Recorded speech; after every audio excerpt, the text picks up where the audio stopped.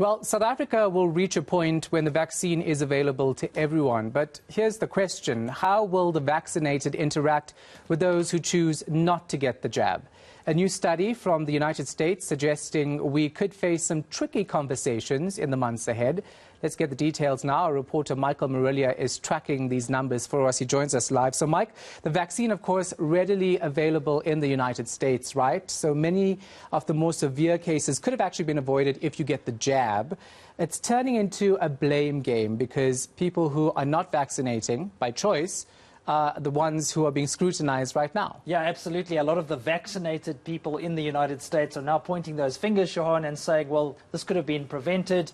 Why aren't you getting the jab? We're going to take a look at an Axios Ipsos poll conducted at the beginning of August. And a really interesting respondent, Shahan, when you look at the vaccinated versus the unvaccinated. So first of all, we're going to start with the vaccinated respondents. 33% of them said the problem, the recent surge in the US, is caused by the conservative media, encouraging people not to get the vaccine. Another factor, speaking of conservatives, around about 36% of the vaccinated said Donald Trump was to blame, saying that he didn't do enough to encourage people to get out there and get the vaccine. In terms of the unvaccinated, this is where it gets really interesting, though, Shahan. Nearly 80% of vaccinated Americans pointing the finger now at the unvaccinated and saying they are the reason why they've seen the surge in the United States. So what are the unvaccinated saying? Well, they're pointing at everyone else other than themselves. Let's take a look at those stats first of all, Shahan. A lot of unvaccinated Americans actually pointing fingers at travelers, saying that Americans who traveled overseas have brought the Delta variant back into the United States. So almost 1 out of 4 of the unvaccinated pointing to that particular reason. The media as well getting the blame, Shahan, but this time it's the mainstream media, the unvaccinated, saying that they're responsible for the increase in infections. Almost 27% of them actually saying that, Shahan.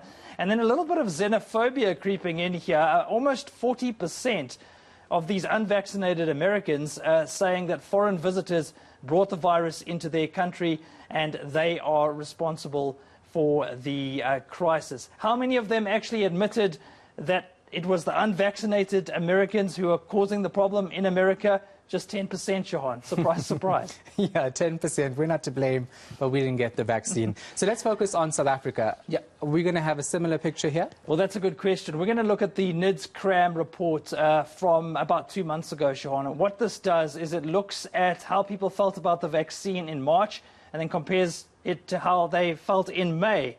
And first of all, we're going to focus on the strongly agree sentiment. So those who strongly agreed with the idea of taking the vaccine. Those who said that they strongly agreed in March, Shahan, really kept the same feelings, the same sentiment in May. In fact, 85% of them still strongly agreed with the idea of getting the vaccine. So a little bit of a slip, not quite 100%, but most of them still pretty positive about the vaccine. But this is where it gets particularly interesting when we look at the somewhat agree. So those are the people who have some sort of inclination to get the vaccine, but not necessarily convinced. 53% of those who said they somewhat agreed with the vaccine now said they strongly agreed. So you've seen a big flip there. People saying, absolutely, I want to go out and get the vaccine. But what about those who disagreed with it? The so-called anti-vaxxers or the hesitant vaxxers, as we've come to know them, Shahan. So those who said they somewhat disagreed with getting the vaccine, around about 25% of them actually changed their minds completely and said, no, in May, I strongly agree with the idea of getting the jab. And this, for me, was the most surprising, Shahan. About 30% of the hardcore anti-vaxxers actually flipped completely between March and May and said, no, I strongly agree with the idea of getting the vaccine. So it seems in South Africa, the views when it comes to the jab are relatively fluid, Shahan. People can change their minds. We understand from the experts that about 5 to 7% of South Africans are those hardcore anti-vaxxers. You can tell them anything and they won't take the vaccine in any circumstances. But for the most part, South Africans are willing to listen to the facts and decide for themselves. Yeah, that's key, right? Listening to the facts and making the right decision. Yeah. But also in South Africa, you're not going to be forced to take the vaccine, Absolutely. which is very important. Thanks so much for that. Appreciate it, Michael Marilia.